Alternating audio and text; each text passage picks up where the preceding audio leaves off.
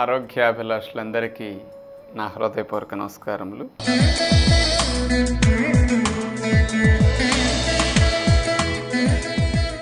ఈరోజు మనం బలం పెరగాలంటే ఏం తినాలో తెలుసుకోబోతున్నాం. ప్రతి మనిషి ఏది సాధించాలన్నా ఈ శరీరం శక్తివంతంగా ఉండాలి, బలముగా ఉండాలి. బలము లేనప్పుడు అన్ని పనుల్ని దాటేస్తూ ఉంటాం. మధ్యలో ఇబ్బందులు వచ్చి ఆపేస్తూ ఉంటాం. ఎక్కువ గంటలు కష్టపడలేం. కానీ శరీరం అనే వాహనం తరచూ బలం లేకపోతే నీరసించిపోయి ఇబ్బంది పెడుతూ ఉంటుందన్నమాట. కానీ పిల్లల దగ్గర నుంచి ముసలివారి వరకు బలం పెరగాలంటే ఏదో ఒకటి తీసుకోవాలని అనుకుంటారు. కానీ మనకి బలం పెరగటానికి మనం ఏం వాడుతూ ఉంటాం? పాలల్లో పొడి వాడుతూ ఉంటాం. అట్లాగే వీటితో పాటు బలానికి కొన్ని మాత్రలు ఇస్తుంటారు, బి కాంప్లెక్స్ లాంటివి, మల్టీవిటమిన్ క్యాప్సూల్స్ అని, అలాంటివి వాడుతూ ఉంటాం. ఇది తాత్కాలిక ప్రయోజనాన్ని వెంటనే కలిగించవచ్చు, కానీ పర్మనెంట్గా మనం వాటి మీద ఆధారపడకూడదు. కొంతమంది బలము అంటే ఏదో గుడ్లు అని, పాలు అని, మాంసము అని ఇలాంటి ఆహారాలు చెప్తూ ఉంటారు. గుడ్లు, పాలు, మాంసం కూడా బలమే, కానీ చాలా తక్కువ బలం. అది మనకు తెలియదు. మనకి కోడిగుడ్డు బలం. మరి కోడి బలానికి ఏం తింటుందండి? అది గుడ్లు తిని గుడ్లు పెడుతుందా? అది గింజలు తిని గుడ్లు బాగా పెడుతుంది. కోడికి బలం గింజ. మనకి మేక బలం. ఇక గొర్రె పొట్టేలు అంటే భలే బలం అనుకుంటాం. మరి గొర్రె బలానికి ఏం తింటుంది? అది ఆకులు తిని మంచి బలంగా తయారవుతుంది. కానీ మనకి పాలు బలం అనుకుంటాం. పాలిచ్చే గేదె వాడేది గడ్డి. అందుకని మంచి మాంసకృతులు, మంచి కొవ్వు పదార్థాలు శరీరానికి సరిపడా అందాలి. విటమిన్స్ కూడా, ముఖ్యంగా బి కాంప్లెక్స్ విటమిన్లు శరీరానికి బాగా అందాలి. ఇవన్నీ కలిస్తే బలం వస్తుంది అన్నమాట. వీటితో పాటు శరీరానికి మంచి విశ్రాంతి కావాలి. ఇవన్నీ కలిస్తే శరీరానికి బలం పెరిగే అవకాశాలు ఉంటాయి. అందుకని బలం పెరగాలంటే ఖర్చు తక్కువలో ఎక్కువ బలాన్ని ఇచ్చే ఆహారాలు ఈరోజు మనం చెప్పుకోబోతున్నాం. మీ అందరికీ ఖర్చు ఎక్కువలో బలం వచ్చే ఆహారాలు తెలిసాయి. నేను ఇప్పుడు ఖర్చు తక్కువలో బలమైన ఆహారాలు చెప్తాను. చాలా చాలా బలమైన ఆహారము అంటే వేరుశనగ పప్పులు. ఈ వేరుశనగ పప్పులు నానపెట్టేసి తింటే చాలా తేలిగ్గా డైజెషన్ అవుతాయి. పొలాన్ని పీకిన పచ్చి వేరుశనగకాయలు ఎక్కడన్నా మార్కెట్లో, రైతు బజార్లో దొరికితే సంవత్సరం పొడుగునా లభిస్తున్నాయి. కాబట్టి ఇప్పుడు మీరు వాడుకునే ప్రయత్నం చేయొచ్చు.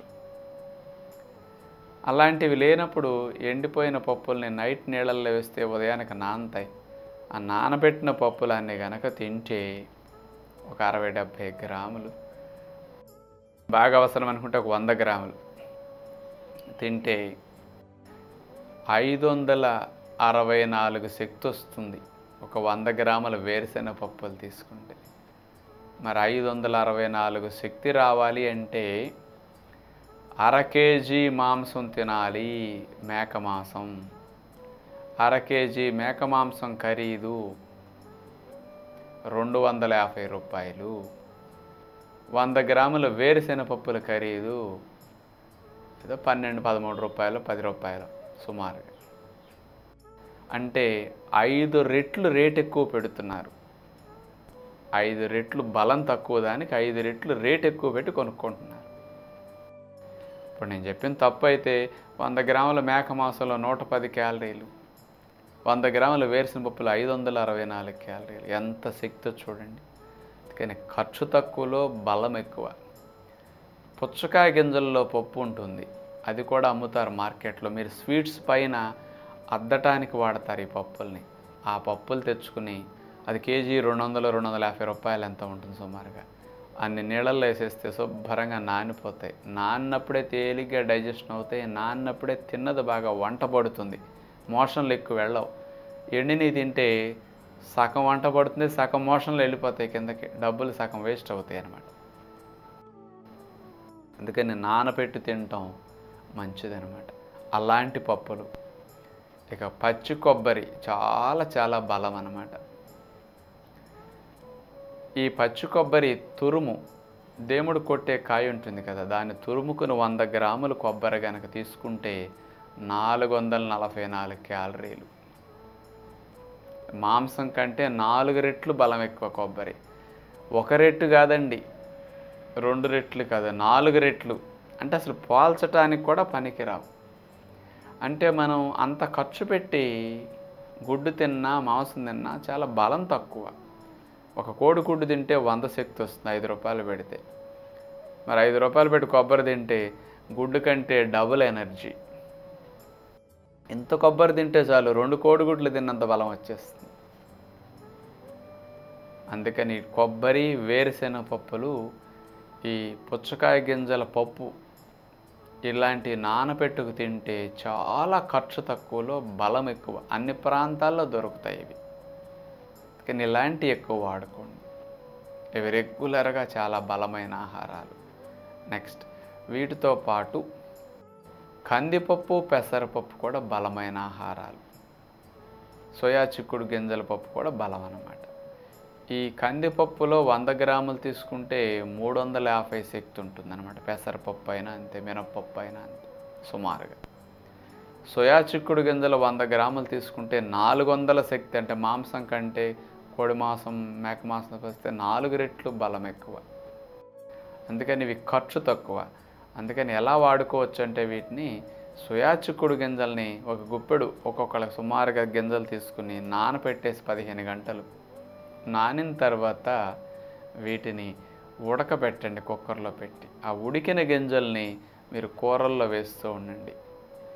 అన్నం ఉడికేటప్పుడు అన్నంలోనే వేయచ్చు కావాలంటే, మీ ఇష్టం. కర్రీస్లు అయితే బఠానీలు నానబెట్టి వేస్తే ఎట్లా ఉంటాయి, మధ్య మధ్యలో తగులుతూ, అలా సోయా చిక్కుడు గింజలు బాగుంటాయి కర్రీస్లో. అలా రోజని సోయా చిక్కుడు గింజలు వేస్తే చాలా బలం అన్నమాట.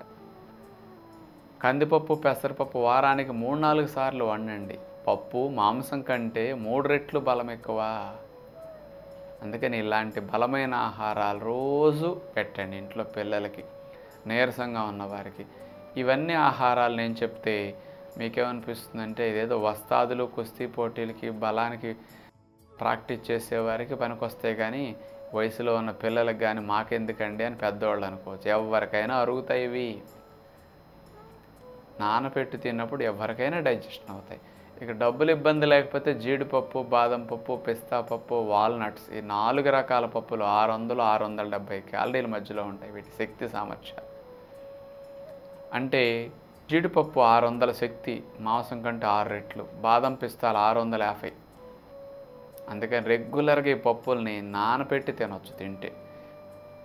అంటే మీరు ఖర్చుగా ఇబ్బంది లేనప్పుడు ఇలాంటి పప్పులు కూడా పిల్లలకు పెట్టవచ్చు అనమాట. అంటే ఇక మీరు పాలల్లో పొడి అవసరం లేదు. ఆ డబ్బుకి ఇంకా బలమైన ఆహారాలు వస్తాయి.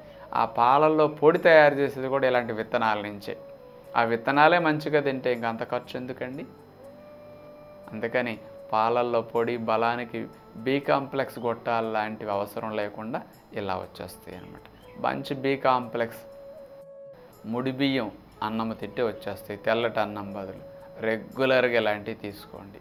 ఇప్పుడు నేను చెప్పిన ఆహారాలు కనుక మొదలు పెడితే 1 నెల రోజులు తిరగకుండానే చాలా చాలా శక్తి సామర్థ్యాలు మీలో పెరగటం జరుగుతుందన్నమాట. అంటే మనకి ఇటు ఆహారం అతి ముఖ్యం ఖర్చు తక్కువలో. కానీ నేను చెప్పిన ఆహారాలన్నీ మీరు కొలెస్ట్రాల్ ఉన్నాయి అనుకుంటున్నారు, తప్పు. ఇవన్నీ 0 కొలెస్ట్రాల్. మీరు ఎవరన్నా కొలెస్ట్రాల్ ఉంది అని నిరూపించగలిగితే ఇప్పుడు నేను చెప్పిన ఆహారాల్లో ఏ పుస్తకంలో ఉందో ఒక రెఫరెన్స్ చూపించండి. మీరు ఎన్ని సంవత్సరాలు వెతికినా మీకు దొరకదు. అందుకని ఇవి 0 కొలెస్ట్రాల్ ఉన్న ఆహారాలు. గుడ్లు కొలెస్ట్రాల్, పాలు కొలెస్ట్రాల్, మాంసం కొలెస్ట్రాల్, ఈ 3 కొలెస్ట్రాల్ ఉంది. ఇప్పుడు చెప్పిన విత్తనాలన్నీ 0 కొలెస్ట్రాల్. అందుకని భయపడకుండా తినండి. ఇక బలం పెరగాలంటే రోజుకి 7-8 గంటలు కంపల్సరీ పడుకోండి. ఇంకో గంట ఎక్కువ పడుకుంటే మరీ మంచిది. నిద్ర అనేది శరీరంలో కండరాలకి ఛార్జింగ్ లాగా ఉపయోగపడి కండరాల బలానికి ఆహారం కంటే కూడా రెస్ట్ ఎక్కువ అవసరం. అందుకని బలం పెరగాల్సిన వారు ఎక్కువ గంటలు పడుకోండి. పగలు కూడా భోజనం చేసి ఒక గంటన్నర రెస్ట్ తీసుకోండి, మీ బలం పెరుగుతుంది. అందుకని ఈ శరీరాన్ని రీఛార్జ్ చేసుకుంటేనే బలం వస్తుంది. అటు ఆహారము, ఇటు నిద్ర, ఈ రెండూ కూడా బాగుంటాయి. నిద్ర ఎప్పుడన్నా చాలినప్పుడు చూడండి మీరు ఎంత వీక్ అయిపోతారో. అంత ఆహారాలు బాగా తిన్నప్పుడు కూడా అసలు మీరు ఏలాడిపోతూ ఉంటారు నిద్ర లేనప్పుడు. అందుకని నిద్ర అనేది ఆహారం కంటే బలమని గ్రహించాలి మీరు ఇక్కడ. అందుకని పిల్లలు వీక్గా ఉంటే ఎక్కువ గంటలు పడుకోబెట్టండి, వారి సమస్య తొందరగా పరిష్కరించబడుతుంది. ముసలి వారికి ఎక్కువ గంటల రెస్ట్ ఉంటుంది, కానీ వయసులో ఉన్నవారు కూడా కుదిరితే రెస్ట్ తీసుకోవటం ఎక్కువ గంటలు మంచిదన్నమాట. ఇలాంటి మంచి ఆహారపు అలవాట్లని మన కుటుంబంలో భాగంగా చేసుకుందామని అందరికీ తెలియజేస్తూ తదుపరి కార్యక్రమంలో మళ్ళా కలుసుకుందాం. అందరికీ సెలవు. నమస్కారం.